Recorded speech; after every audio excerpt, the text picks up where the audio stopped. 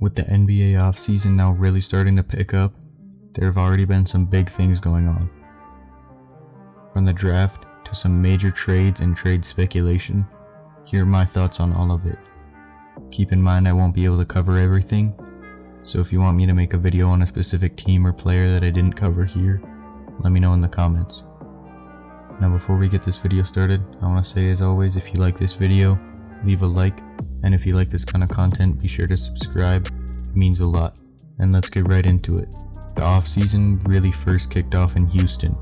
After years of no playoff success, the Rockets parted ways with their head coach and eventually their GM. But that wasn't close to the end for the Rockets. Russell Westbrook made it clear that he wanted out, and James Harden declined a $50 million extension. You must really want new scenery to turn down $50 million. The narrative as of making this video is that Harden will be traded to the Brooklyn Nets. I think that's a dumb idea. I don't know what the Nets could offer that would actually match Harden in both value and money, and I've already made an entire video on how Harden can make teams worse, especially when playing with other stars. Link will be in the description. Harden on the Nets is an even worse version of Bradley Beal on the Nets. I explained why that was dumb in my other video on the Nets. I think Harden would legitimately ruin their chances of a championship, but no mainstream NBA media source will tell you that. I think Harden will have to stay another year and then test free agency, where he'll likely sign with a fringe playoff team and never have any real postseason success in his career. As much as I'd like to see Harden winning a championship, because he truly is one of the best offensive players we've ever seen, he'd need to make some major changes to his playstyle in order to win, and I don't see him doing that. A Russell Westbrook trade would be more realistic, although the money would still be hard to match. I can see a lot of teams wanting him, and while I have no control over what happens, I hope to see him go to a good situation where he can thrive and prove himself once again before age catches up to him. The Rockets as a whole are pretty much done for. They messed up the James Harden era and are not in a good position at all. The Warriors are another team that has had a lot going on this offseason, both good and bad. They did what I expected by drafting James Wiseman.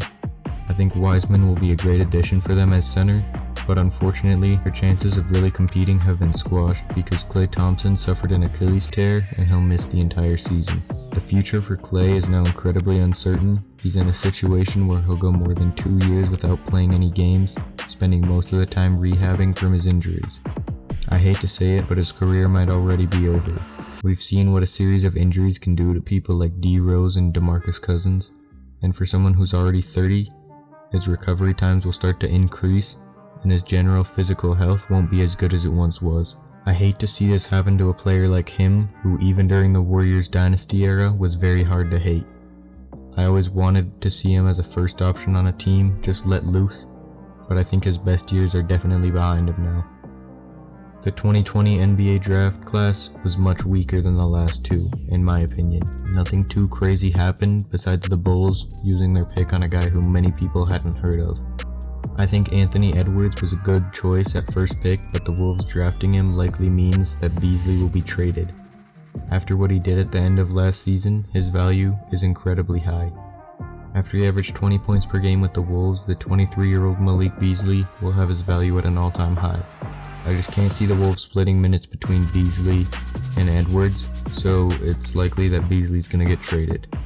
I do find it ironic that LaMelo Ball got drafted by the Hornets, a team with a history of making bad draft choices. I'm not saying LaMelo's definitely a bust, but with his egocentric attitude and narcissism, the NBA will likely hit him hard and he might not have a chance to adapt.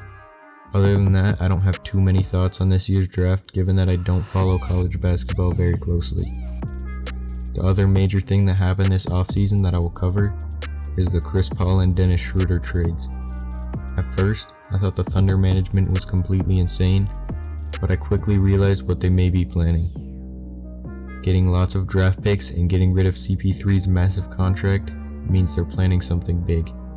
With Chris Paul under contract through 2022, the Thunder wouldn't have a lot of money to spend in the stacked 2021 free agency with Paul still on the team. And with the 21 free agency class being one of the best we've seen in a while, they could be planning to sign a big player and trade for another using their picks acquired from trades. With SGA only getting better, the addition of real star power in 2021 could make a real contender. Obviously, just adding stars to a team doesn't make contenders, as we've seen, but I think what the Thunder have, plus the money and trade assets they have, the management should be capable of building a contender in the future. As for the other end of the trades, I think the Suns will do better next season with Chris Paul, but he won't make them contenders or even a playoff team. I consider it a pretty dumb move on their part to acquire him, but I do think the Lakers were very smart for getting Schroeder. Schroeder last year was a contender for 6th Man of the Year and is overall a great point guard. The Lakers still have a lack of depth, but we've seen from the playoffs that won't stop them. The Lakers will probably be title favorites again with Schroeder, but I still have my hopes up for the Nuggets to improve and make the finals. This offseason feels like it abruptly started and it's not holding back. I always like to see the league changing around. Like I said before, there's no way I could have covered everything. These are my thoughts on some of the major things that have gone down. What do you think about this offseason so far? Let me know in the comments. As always, if you like this video, leave a like.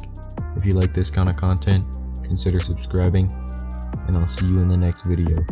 Peace.